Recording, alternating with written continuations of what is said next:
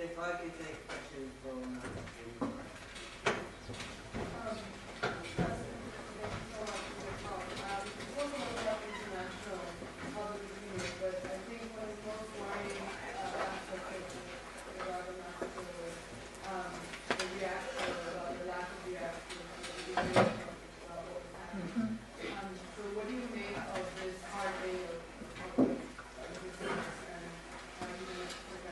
Look, it's you know, I hate to say it, but it's kind of like what happened in Nazi Germany. These people are losing their minds.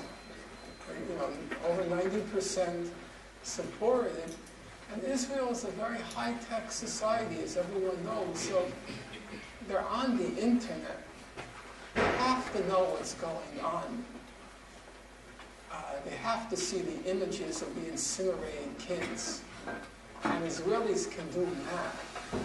They know when the kill ratio is 100 to 1, that this is a massacre, it's not a war. And yet they're all cheering it on. The other thing is the level of self-delusion. It's not just the complete lack of humanity. It's the level of self-delusion. They were gloating that they won a war. They really thought they fought a war. And now they've restored their deterrence capacity. You know, Hassan Nasrallah will be afraid now at night. A war? Come on, folks. You've really lost it. You know, that was as much of a war as a Sherman tank crashing into a school playground and blowtorching the kids. It's not a war. There was an element of, to the extent, and they seem to really believe that, judging by what you read, they seem to really believe they fought a war. So there's not only the inhumanity, but there seems to be an extremely high level of complete self-delusion going on there, which is not, frankly, very good for them. Hey, if I could take a question.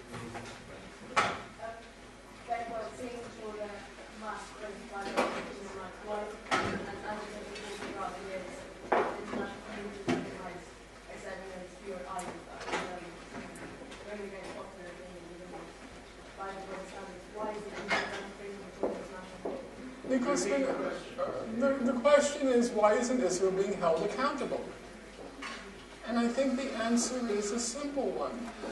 Because we don't yet have our act together. You know, right now, the governments are cowardly, and they defer to the United States, the Middle East, you know, as American turf. And they just have to do the bidding of the United States. And for them, it's no big price. Okay, so Gazans get killed. So what does that have to do with our economy? You know, they don't care. States don't care about human life. People do sometimes. But then it's our responsibility and to try to get our governments to be accountable to us and our basic moral impulses, which for many of us are important. To know that we're doing the right thing in the world. And then we have to act. And there seem to be possibilities now to act. There was here, you know, many British universities were inspiring examples of action. And it's really, not to flatter you folks, but it's true. It's really in your hands. Because there's nothing really, Israel loves to project that image of being liberal and enlightened. And if it starts losing support in the university community, it takes that very seriously. It does. Okay, Lieberman doesn't. Okay. I'm not sure if he's literate, but a lot of Israelis do care, and then it's up to you to hold them accountable. And if you hold them accountable, I think you can actually do quite a lot. They're not pleased with what happened in the British universities. They weren't pleased when Sir Shimon the Satan-hearted had to face the students at that meeting, which I thought was quite effectively done, personally. and done with dignity. And I think, you should try to borrow from historical examples, not get mired in the past, because that has its own problems.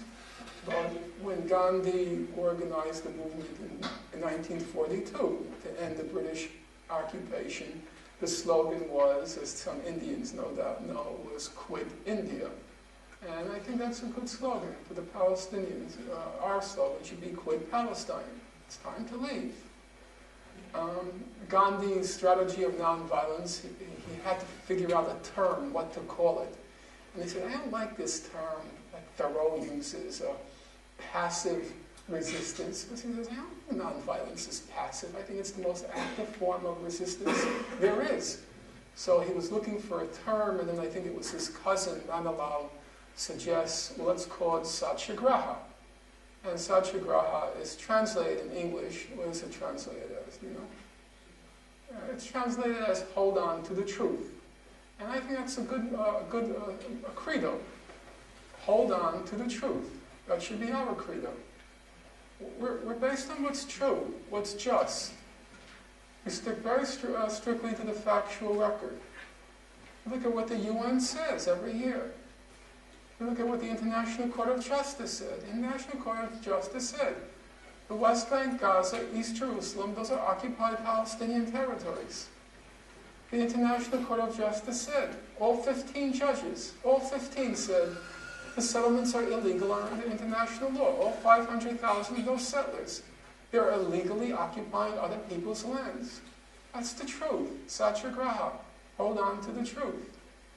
And then, the famous slogan of many generations before yours, another Oxford generation of the 1930s when the Spanish Republic was under assault. The famous line was, they shall not pass. The insurgent generals would not pass through Madrid. And the Republican government was going to be overthrown. It was another struggle for another era, prefigured World War II.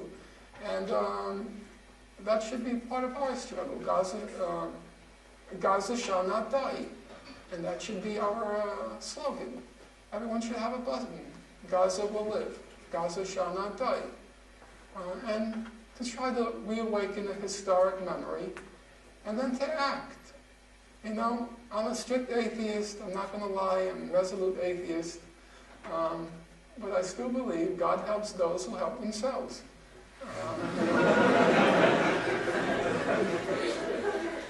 We can't wait for governments to act, least of all Tony Blair. We really want to wait for them? Mr. Berlusconi, Sarkozy, we're going to wait for them? No. We have to find the moral fortitude, the conviction, and also, I would add, I think we will also find, in addition to the fortitude and the conviction, we'll find that it's kind of exhilarating to be part of something bigger than yourself, to drag yourself out of your navel and discover that there's something really morally, I'll use the word, thrilling about being something part of bigger than yourself, something that you're not obliged to do. There's no whip. It's just your will that says, you know what? What's happening to those people is really wretched. It's awful. And, it's, again, to use an image from a resolute atheist, it's God's throw of the dice. If the dice had gone a different way, I could be in Gaza and not in Oxford. Just a fluke, a freak of nature. You ended up here and not there. Whenever I think sometimes I'm going to give up on this, I really do.